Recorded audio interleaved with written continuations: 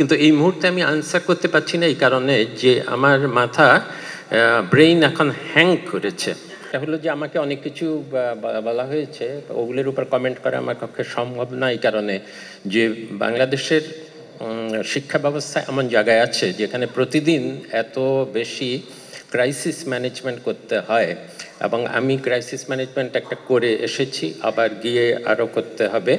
সে কারণে আমার খুব বেশি এই আজকের যে টেকনোলজি ইনোভেশন এগুলো নিয়ে খুব বেশি ধারণা তো আমার নেই। আমি একটু প্রাগৈতিহাসিক যুগের মানুষ, তো অনেক বয়স হয়েছে আমার।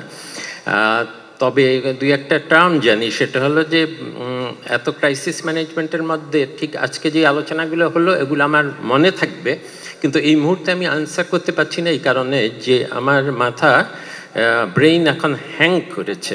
কাজেই এখন আমি ঠিক বুঝিয়ে বলতে পারবো না কোন জিনিসগুলো।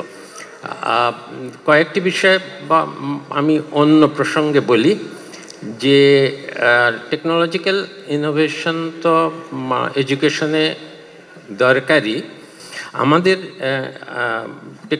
এডুকেশন টেকনোলজির দুটো অত্যন্ত ভালো দিক আছে। একটা দিক হলো আমাদের যে শিক্ষা ব্যবস্থা, এটা তো নিশ্চয়ই এটা দুরবস্থা সবাই জানে, এবং একটা শিক্ষা ব্যবস্থা যখন মানের দিক থেকে নিচের দিকে নামতে থাকে, আমি এই বিশ্ববিদ্যালয়ের কথা বলছি না, কিছু বিশ্ববিদ্যালয় সেন্টার অফ এক্সিলেন্স হিসাবে আস্তে আস্তে বেরিয়ে আসছে, কিন্তু পুরো শিক্ষা ব্যবস্থার মান যখন কমতে থাকে তখন এটার মান আরও বহুদিন ধরে একটা সাইকেল আছে, কারণ এডুকেশন সিস্টেম রিপ্রডিউসেস ইটসেলফ। কারণ এই সিস্টেম থেকেই তো আবার টিচাররা বেরোবে, তারা আবার পড়াবে, তারা আবার এই করে করে একবার 30, 40, 50 বছরে একটা শিক্ষা ব্যবস্থা যদি নিচের দিকে নেমে যায় গুণগতভাবে, সেটাকে আবার তুলতে গেলেও অনেক সময় দরকার হতো। কিন্তু এখন যেহেতু প্রযুক্তি আছে, আমরা শিক্ষকদের ট্রেনিং,